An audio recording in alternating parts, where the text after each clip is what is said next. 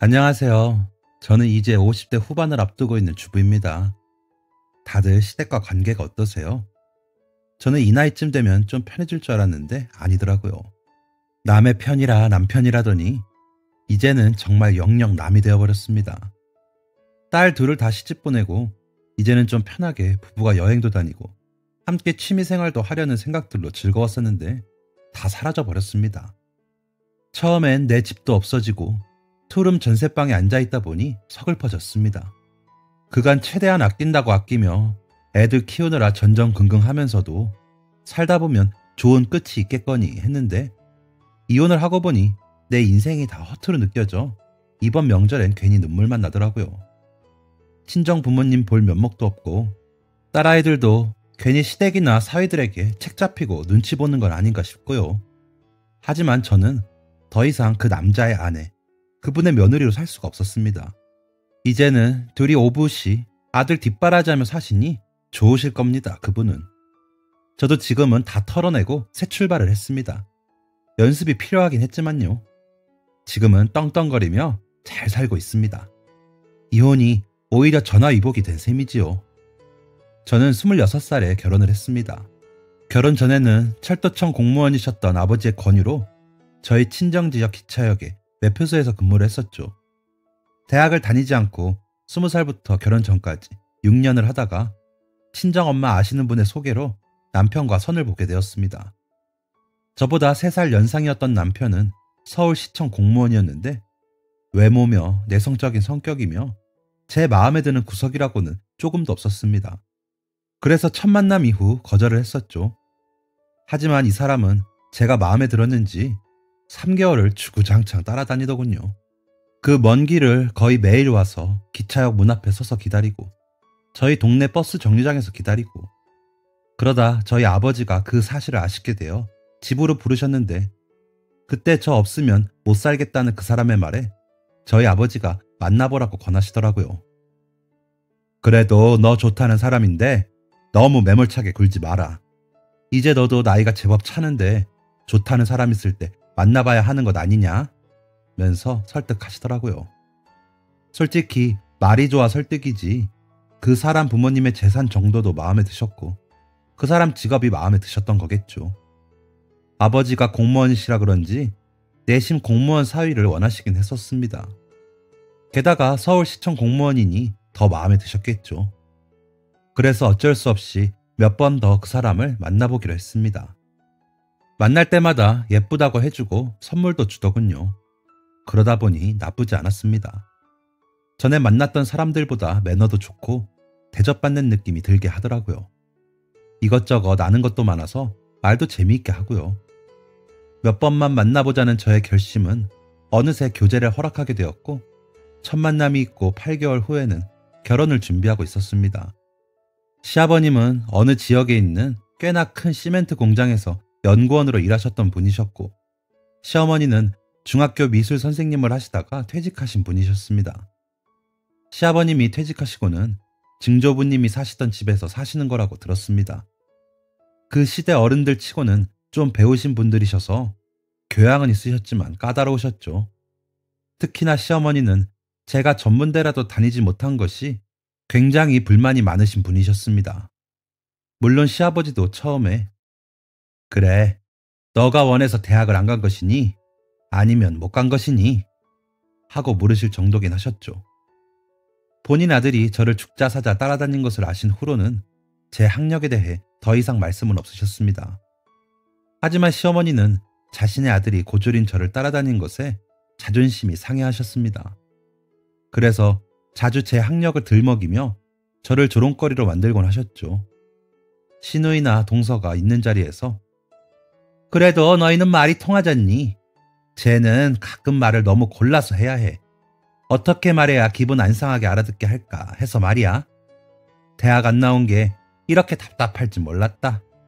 라는 말씀을 너무 수시로 하셔서 멀리서 시어머니 표정만 봐도 또 그 소리구나 하고 알 정도였습니다.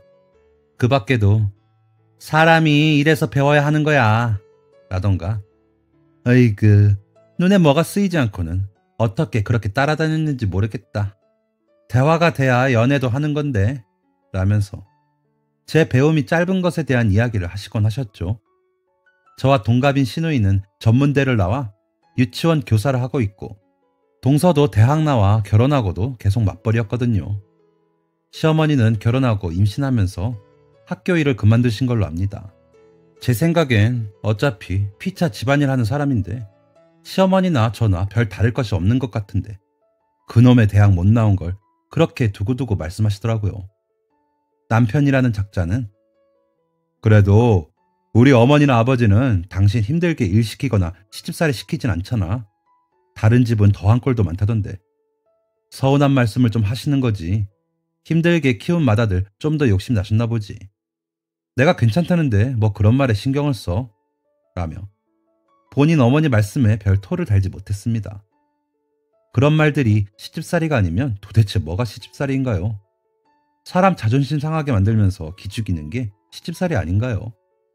화가 났지만 친정 부모님은 너희 시부모님들이 교양 있고 배우신 양반들이니 잘 배우고 익혀라. 사람이 그런 기쁨은 거저 생기는 게 아니거든. 라고 하시며 속 없는 소리만 하셨습니다. 저희 친정아버지는 대학을 가고 싶으셨지만 7남매 장남으로 태어나 경제적인 여건 때문에 고등학교 졸업하시고 바로 군대 가셨다가 취직하신 곳이 철도청이었거든요. 그러다 보니 항상 공부 많이 한 사람에 대한 동경이 있으셨습니다. 그런 저희 아버지의 동경과 로망을 모두 이루신 분들이 저희 시부모님이셨죠. 그렇다고 경제적으로 더 처지거나 한 것도 아닌데 그러셨습니다. 저희 친정엄마는 중학교만 나와 집에서 농사일 돕다가 손보고 저희 아버지와 결혼하셨는데 그저 아버지 말이 법이려니 하고 사시거든요. 외가에서 받은 유산으로 경제적인 부분을 많이 보태셨는데도 한 번도 아버지 말에 토를 달거나 싫은 소리 하시는 법이 없으셨죠. 그런 부모님을 보고 자라 그런가 저도 역시나 큰 소리 내면서 싫다는 표현하는 게 힘들기도 했습니다. 고작 하는 거라곤 남편에게 어머님이 그러셔서 속상했다고 말하는 게 다였죠. 그래서였는지 점차 아무 일이 아닌 게 되더라고요. 하지만 저희 속에선 부글부글 불만이 자라고 있었습니다. 아이들이 크면서는 더했습니다. 저는 딸만 둘을 낳고 신우는 아들, 딸을 낳고 동서는 아들만 둘을 낳았습니다. 아무리 많이 배우고 고상하신 분들이어도 아들, 손주에게 정이 더 가시는 것 같았습니다. 옛날 분들이니 그러려니 했죠. 그런데 저희 큰애가 10살쯤 되었을 때 너가 아들로 태어났으면 얼마나 좋니? 너희 아버지 제사상은 누가 차려주니? 에휴, 못 배운 마누라랑 사느라 고생하는데 죽어서도 편하지가 않겠다. 아들 하나를 못 낳아서 이렇게 하늘 만드니 세상에 라고 하시더라고요. 순간 머리부터 발끝까지 바늘로 찌르는 것 같았습니다. 온몸이 후끈거리며 속에서 열불이 나 어머님, 저한테 하시는 건 그렇다고 해도 애한테 무슨 말씀하시는 거예요? 라며 부들거리며 이야기했습니다. 시집가서 10년 동안 한 번을 대거리한 적이 없었던 저였기에 시어머니도 놀라셨는지 얘, 말이 그렇다는 거지 뭘 그렇게까지 하니? 너 그거 자격지심이다. 내가 없는 얘기한 것도 아니고 아쉬운 마음에 한마디 한 걸 뭐 그렇게 나서니? 속상했으면 미안하다. 있는 사실도 마음 놓고 말을 못하겠다. 라며 나긋나긋 말씀하시더군요. 시어머니의 그런 태도에 도저히 더 그 자리에 있지 못할 것 같아 아이들 옷을 입혀 시댁에서 나와버렸습니다. 뒤늦게 남편이 따라 나와 괜히 왜 일을 크게 만들어? 어머니가 속상해서 하신 소리를 뭘 그렇게 예민하게 굴어? 라며 저와 아이들을 끌어당기며 다시 시댁으로 데리고 가려고 하더군요. 그때 처음으로 남편에게 소리를 질렀던 것 같습니다. 당신은 바보예요? 자기 안사람 하나 편도 못 들어주더니 이제는 애들이 그런 얘기를 듣는데 참아요? 나한테는 그래도 애들한테는 그러시면 안 되죠. 놔요. 오늘은 그냥 갈 거예요. 당신이나 당신 어머니 곁에서 바보처럼 기분 맞춰요. 라며 택시를 잡아타고는 아이들과 먼저 집으로 왔습니다. 집에 도착해 애들이 먹고 싶다는 떡볶이를 해서 먹이는데 큰애가 그러더라고요. 엄마, 내가 공부 열심히 해서 엄마 기 살려줄게. 나 이번에 시험도 4과목이나 100점이야. 성호는 2개만 100점이래. 라면서 웃는데 마음이 따가웠습니다. 그래서 아이 꼭 안아주며 고맙다고 했더니 6살이던 둘째가 난 100점 10개 맞아줄게 라며 제 언니와 제 사이에 끼어들어 두 아이 다 끌어안고 눈물이 나는 걸 겨우 참고 다독였습니다. 아이들은 정말로 그 약속을 지켜줬습니다. 중학교에 가면서 전교 1, 2등을 하더니 대학도 번듯하게 서울의 상위권 대학을 갔죠. 회사도 대기업에 입사해 결혼한 지금도 다닙니다.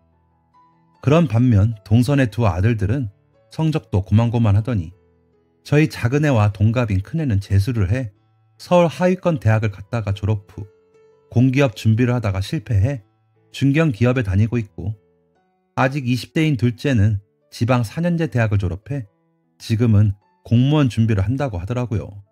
그런 아이들을 비교하시며 걔집 애들보다 우리 아들들이 더 잘 돼야 하는데 아주 기가 다 빨려 들어갔는지 앞길이 막혔다. 엄마가 더 잘 가르친 건 우리 성호랑 성훈일 텐데 뭐가 문제인지 라고 하면서 대놓고 속상해 하시더라고요. 그런 시어머님 앞에서 남편은 어머니 말씀대로 집안의 아들들이 잘 되면 더 좋죠.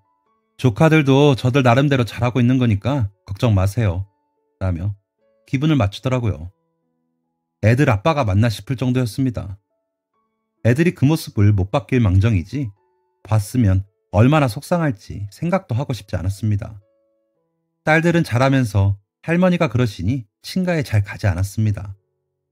저희 친정엄마는 손주들 사랑이 워낙 극진하신 분이라 딸이건 아들이건 아이들에게 항상 잘해주셨어요. 그래서인지 외가에는 자주 가고 싶어 하더라고요. 그런 아이들을 보며 남편은 불만이 많았습니다. 아무리 그래도 너희가 송씨지 거기는 뭐 하려고 그렇게 가냐? 할머니가 그러니까 너희한테 서운한 소리 하시는 거야 라며 아이들 탓을 하더라고요. 큰애는 그런 남편에게 대꾸도 하지 않은 지 오래고 작은애는 아빠도 외할아버지 될 거면서 왜 그러세요? 라며 가끔 대꾸를 하더라고요. 그럼 헛기침 몇 번 하고는 돌아서서 어머니 요즘 식사 못하신데 반찬 좀 챙겨봐 가지고 가게 하곤 했었습니다.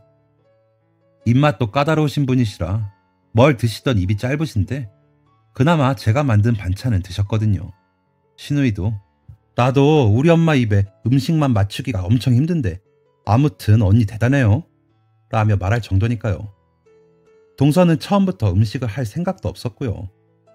맞벌이 하는 사람이라 항상 집안의 행사에서 빠지곤 했거든요. 그러면서 돈으로 때우곤 했었죠. 그러다 보니 제사며 명절 음식, 시부모님 생일상, 각종 집안 행사에서 장보고 음식하고 뒷정리는 항상 다 제 몫이었습니다.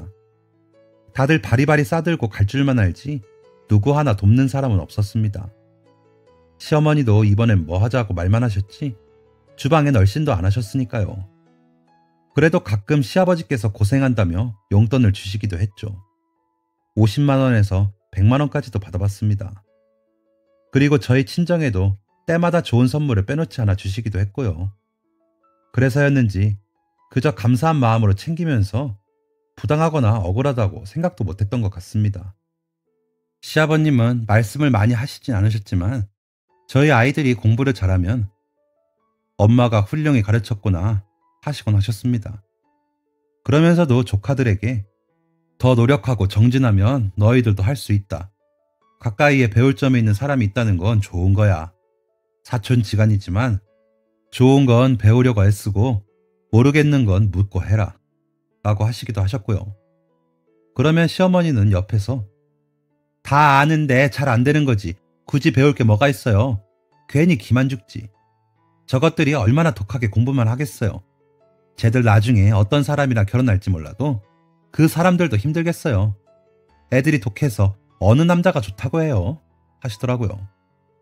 울컥해 제 표정이라도 변하면 저 봐요 저 엄마 닮아 독하지.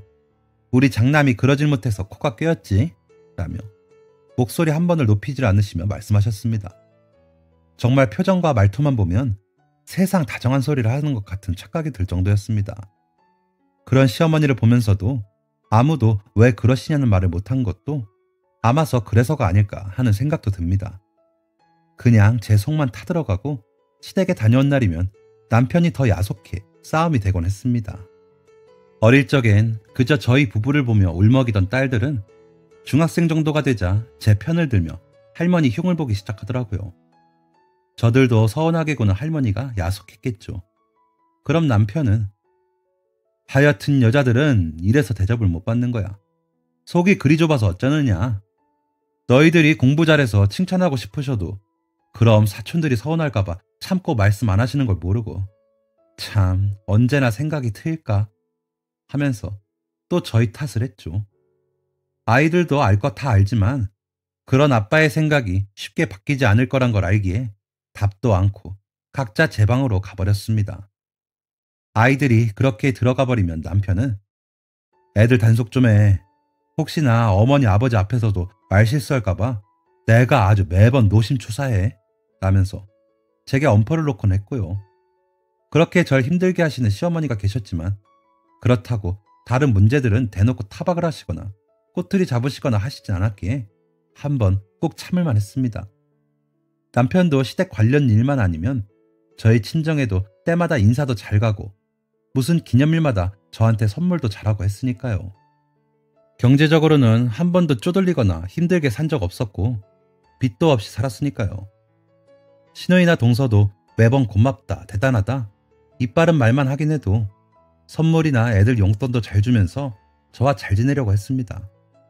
조카들도 예의 바르게 잘하고요. 그냥 그렇게 한 집안의 큰 며느리 노릇하면서 살면 되는 거지 라고 생각했습니다. 더한 집들도 많으니까요. 그냥 다들 이렇게 사는 거지 했습니다. 그렇게 시간은 흘렀고 어느새 결혼한 지 30년이라는 시간이 흐르더군요. 저희 딸들 차례로 좋은 짝 만나 결혼시키고 이제 뱃속에 아가도 생겨 저도 할머니 소리 듣기 바로 직전이었죠. 나이는 저만 먹는 게 아니었나 봅니다. 4년 전이었습니다. 시어머님과 10살 차이가 나시는 시아버님께서 기력이 약해지시고 거동이 불편해지시면서 노환이 시작되었습니다. 저는 반찬을 전보다 더 부지런히 해서 나르고 시어머님은 그런 시아버님을 극진히 간호하셨습니다. 돌아가실 때까지 몸에 인이 배기거나 욕창 한 군데 난 곳 없이 성심을 다해서 모시셨죠. 시아버님 성정에 며느리나 딸이어도 본인 몸에 손대는 것 원하지 않으실 거라고 도와드린다고 해도 싫다고 하시면서 시어머님이 다 하시더라고요. 아버님에 대한 사랑과 정성이 어지간히 적지 않으신 것을 알고 있었긴 했지만 옆에서 봐도 그 점은 대단하다고 느꼈습니다. 한 번도 힘들다고 하신 적이 없었거든요. 다른 일은 조금만 해도 금방 지치시는 양반이었는데요. 그렇게 시어머니가 열심히 보살피셨는데도 다시 일어나지 못하신 시아버님은 새벽에 조용히 세상을 떠나셨습니다. 시어머님이 일어나셔서 눈 맞추고 인사 나누시고 새순물을 받으러 다녀온 사이 숨을 거두셨더래요. 그런 시아버님의 소식을 시어머님은 굉장히 또렷하고 차분한 말투로 전하셨습니다. 전화를 끊은 제가 남편에게 울면서 시아버님의 부고를 전하고 남편은 오열을 하며 시댁으로 갔으니까요. 남편이 너무 심하게 울어 저희는 택시를 타고 갔습니다. 가는 길에 아이들에게 연락을 하고 시누이와 동서에게 연락을 했죠. 둘째는 부부가 둘 다 외국계 기업에 다니다 본사로 발령나서 미국에 가 있었기에 전화로 상황을 알리기만 했습니다. 미리 알아놓은 장례식장에 연락도 하고요. 장례를 치르는 동안에도 저는 정신이 없었습니다. 남편은 시어머니를 붙들고 울고만 있고 시누이와 도련님은 손님 맞느라 정신없고요. 동서는 일이 손에 익지 않아 버거워만 하고요. 장례식장에서 선택사항을 듣고 전달하고 음식 잘 나가고 있는지 확인하고 여기저기 인사하고 아이들 불편한 거 없는지 확인하느라 정신이 없었습니다. 게다가 저희 큰애는 임신 중이라 가족실에서 거의 나오질 못했는데 혹시나 힘들까봐 신경이 많이 쓰이더라고요. 그나마 힘쓰는 일은 사위가 도와줘서 해결하곤 했습니다. 잠깐이나마 쉴 수 있었을 때는 저희 친정 부모님과 오빠가 왔을 때뿐이었습니다. 아버지는 가시면서도 이 집 큰며느리라는 사실 잊지 말고 가시는 마지막 길 끝까지 최선을 다해라 하셨습니다. 기진맥진한 딸의 모습보다 이 집 큰며느리 노릇 못하는 것만 보시는 것 같아 서운하긴 했지만 원래 그러신 분이니 그러려니 하면서 끝까지 열심히 했습니다. 30년을 시부모님으로 모신 분이니 그 세월 동안 쌓인 정이 있었기에 저도 마음이 많이 아프고 슬프기도 했고요. 눈물도 많이 흘렀습니다. 시어머니는 우실 때도 참 교양 있고 품위 있게 우시면서도 구슬프게 흐느끼셨습니다. 그런 시어머니 곁을 지키고 앉아 곡소리 내며 장례식장에 울음소리를 내는 건 남편이었죠. 시누이와 도련님은 그런 자신들의 어머니와 형을 곁에서 묵묵히 바라보며 조용히 눈물을 흘리고요. 시아버님이 생전에 말씀이 많은 분이 아니셨는데 시누이와 도련님은 그걸 많이 닮았었거든요. 그렇게 장례를 치르고 장지에 모시고 나서 저는 바로 몸살이 났습니다. 남편은 목이 쉬어 한 2주는 제대로 된 목소리가 안 나오더라고요. 많이 의지하고 존경하던 아버지를 잃은 사람이라 그 와중에도 더 잘 챙기려고 했습니다. 시어머님 집에 음식도 더 잘 해다 드리고요. 시어머님은 여전히 차분하게 시아버지 짐을 잘 정리하셨습니다. 본인이 직접 다 하시겠다며 그 작은 몸으로 서재며 아버님 옷까지 드리며 차근차근 정리하시곤 상자에 담아두셨더라고요. 그럼 그 상자들을 지하 창고 방으로 옮겨놓는 건 조카들과 도련님이거나 남편이 했습니다. 시댁 지하에 아버님이 취미로 음악 들으시는 방이 있었거든요. 아버님이 돌아가시고는 그 방을 아버님 추모 공간으로 만드는 것이 계획이시라고 했습니다. 그런 모습도 대단하다고 생각이 들었습니다. 50년 넘게 60년 가까이 함께 산 부부가 이별하는 모습이 참 멋지고 아름답다고 느껴졌으니까요. 그렇게 1년은 별 무리 없이 시아버님만 안 계신 것만 빼면 크게 달라진 것 없는 시간이 흘렀습니다. 그러다 어느 순간부터 시어머니가 저희 집으로 오시더라고요. 명절이나 가족 모임이 있는 날이 아니면 남편이 가서 어머님을 모시고 오는 날이 많아졌습니다. 그때는 그냥 너무 집에만 계시니까 일부러 모시고 나오는 거겠지 하면서 별 생각이 없었습니다. 가실 때 반찬 좀 싸드리고 가끔 저녁 먹고 졸리다 하셔서 주무시고 가시기도 했고요. 이불 펴드릴 때 세탁한 이불이 아니면 싫어하시니 덮고 깔고 주무신 이불 세탁하는 게 번거롭긴 했지만 가끔이니 그냥 그러려니 했습니다. 그때 큰애가 낳은 손자가 막 태어났을 때라 큰애네 집까지 반찬을 해날라야 해서 정신이 없었거든요. 큰애가 육아휴직을 끝내고 복직을 하려면 아이를 봐줄 사람이 필요한데 제가 맡기로 했거든요. 사부인은 지금도 일을 하시는 분이라 제가 할 수밖에 없는 상황이기도 했고요.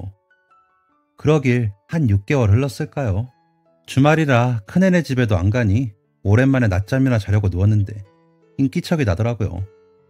나갔는지도 몰랐는데 남편이 시어머니와 함께 들어오더군요. 깜짝 놀라 일어나 어머님 말씀도 없이 오셨어요. 저는 좀 고단해서 눈 좀 더 붙일까 했어요.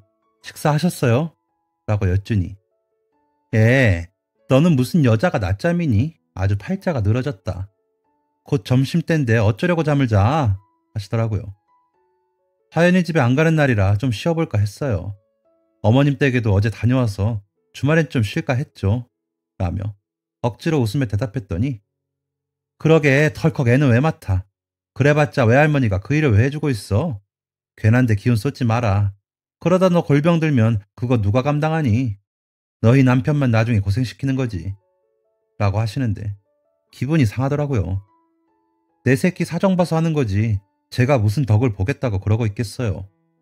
그래도 잘 배운 내 딸이 조금이라도 더 잘 되길 바라는 거죠. 그래서 속으로 고를 내고 있는데 한마디 더 하시더라고요. 그러게 적당히 해서 시집갔으면 얼마나 좋아. 괜히 계집애가 너무 잘나게 굴어서는 시집가서 그게 뭐니. 배운 게 아깝고 어쩌고. 제 자식도 스스로 못 키우는 엄마가 무슨 엄마야? 아주 잘난 척하느라 여러 사람 고생시키는구나 라고요. 그래서 어머님, 제 새끼 잘난 덕으로 제가 손주한테 사랑 줄 수 있어 좋은데요. 제가 좋아서 하는 거예요.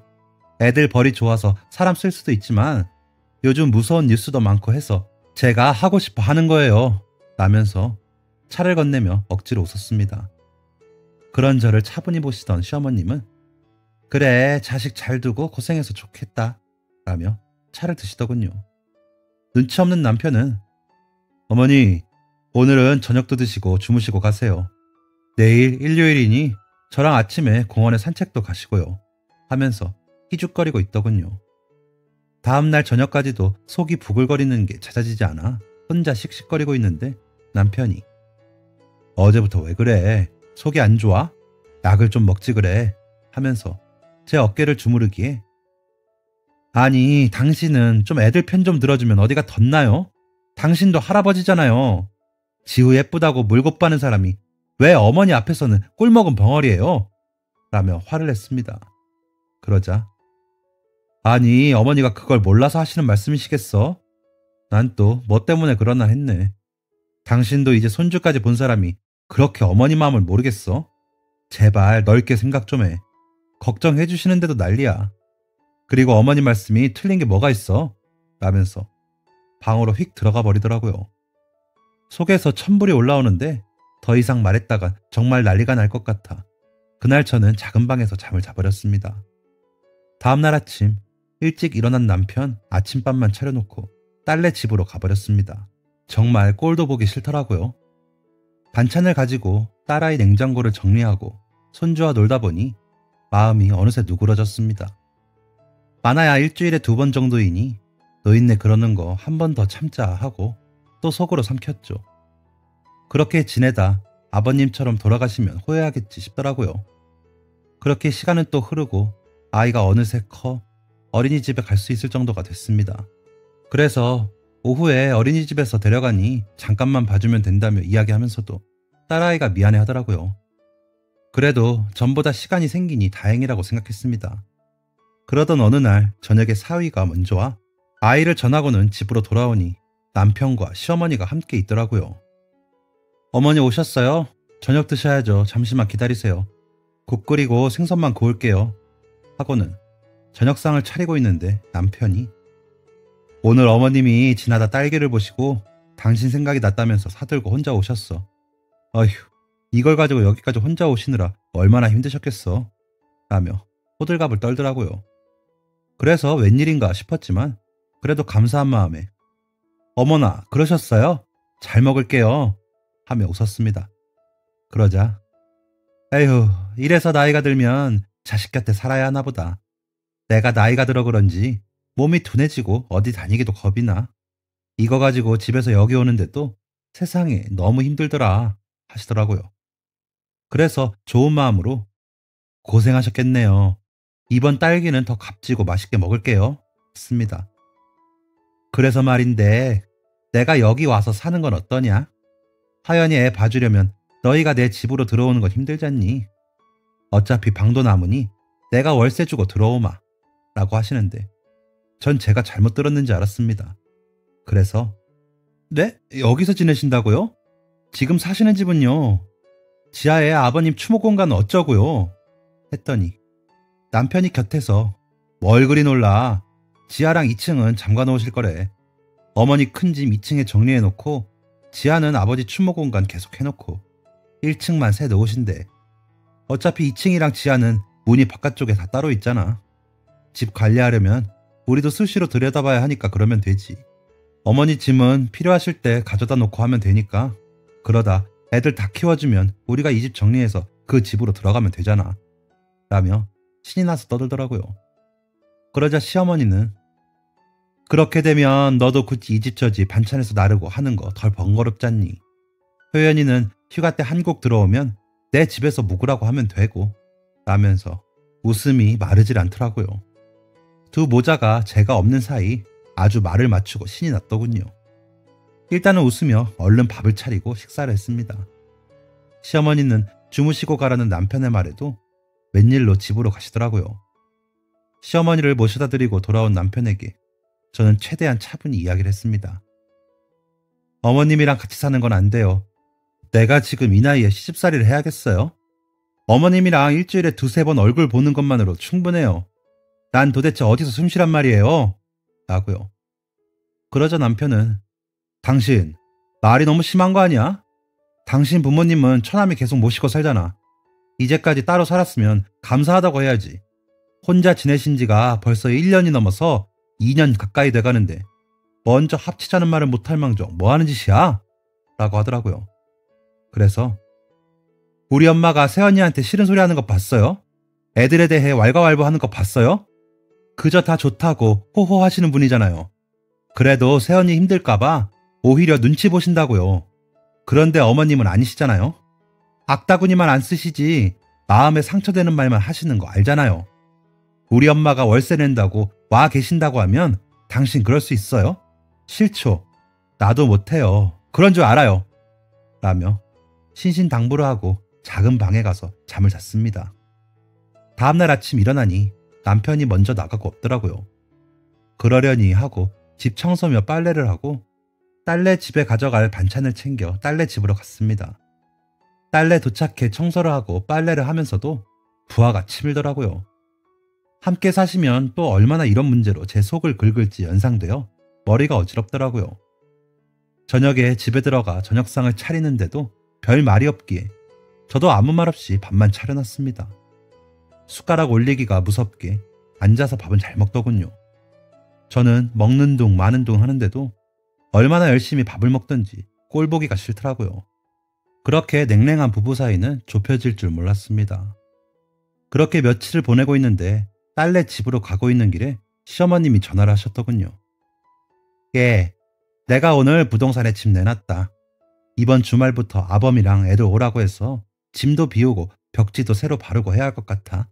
너도 그런 줄 알아라 하시는데 어머님 죄송한데요. 합가는 좀 힘들 것 같아요.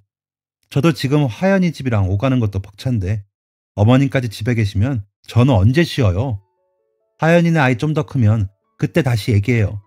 라고 말씀드리자 한참을 말씀이 없으시더니 아무 말 없이 전화를 끊으시더라고요. 그래서 다시 전화를 할까 했지만 괜히 그랬다간 고집을 부리실 것 같아 그냥 두기로 했습니다. 저녁에 집으로 돌아가니 남편은 그때도 돌아오질 않았더군요. 저녁을 차리고 기다렸지만 연락도 없고 오지도 않으니 걱정이 되더라고요. 그래서 전화를 해봤죠. 전화를 받자마자 당신 어머니께 도대체 뭐라고 한 거야? 당신 미쳤어? 부모님 모시는 문제를 왜 당신이 멋대로 정해? 내가 그러자고 하면 하는 거지. 지금 당장 어머니께 와서 잘못했다고 빌어. 라면서요. 그래서 그럼 거기서 당신 어머님 당신이 모시고 살아요. 나는 그렇게 못하겠으니까요. 애들에 대해서 그렇게 말씀하시면서 어떻게 한 집에 살 생각을 해요? 나는 어머님보다 내 새끼가 더 중요하니까 같이 사는 건 못하겠어요. 라고 말하고는 제가 먼저 전화를 끊었습니다. 그러고 그날 밤 집으로 오지는 않더니 문자를 보냈더군요. 내가 그나마 당신과 결혼 생활을 이어갈 수 있었던 건 간혹 불평을 늘어놓아도 우리 부모님을 성실히 모셨기 때문이야. 그런데 지금 우리 어머니를 이렇게 야박하게 대하는 태도는 용서할 수가 없어. 이럴 거면 이혼해. 내 재산 한 푼도 못 주니까 빈몸으로 나가서 딸한테 가서 얹혀 살던지 해. 결혼 생활 내내 먹여주고 재워줬으면 된 거잖아? 라고요. 그래서 내가 결혼할 때 나 아니면 죽는다기에 얼마나 대단히 잘해주나 하고 속아서 결혼한 내가 미쳤지. 그래, 이혼합시다. 하지만 빈손으로 못 나가지. 변호사 알아볼 테니 당신도 그렇게 해. 세월이 있는데 재산 절반은 내 거고 위자료도 톡톡히 줘야 할 거야. 라고 답장을 했습니다. 그리고는 딸아이에게 남편과 저의 문자 내용을 보내고는 전화를 해 그동안의 일들을 이야기했습니다. 조용히 듣던 딸은 엄마, 내 친구 중에 이혼 전문 변호사가 있어. 내가 소개해 줄게. 아버지한테는 내가 연락할 테니까 엄마는 연락 와도 받지 마. 엄마 그리고 일단 내일 짐 대강 싸서 우리 집으로 와요. 라고 하더라고요. 다음날 딸아이의 말대로 대강 짐을 싸서 딸아이 집으로 갔습니다. 사위 보기가 민망했지만 그래도 걱정 말라고 이야기해주는 덩에 마음이 놓이더라고요. 사위는 사위대로 남편을 만나고 왔는지 이야기를 전해주는데 부모가 다투면 화해를 시켜야지 더 갈라놓는 게 자식이 할 도리냐? 하면서 역정을 냈다고 하더라고요. 그러자 딸아이는 오죽했으면 이라고 말하며 저에게 엄마 마음 약해지지 마. 이제는 엄마 인생 살 때야 라면서 당부를 하더라고요. 지 언니에게 소식을 들은 둘째도 전화를 해 엄마 잘했어.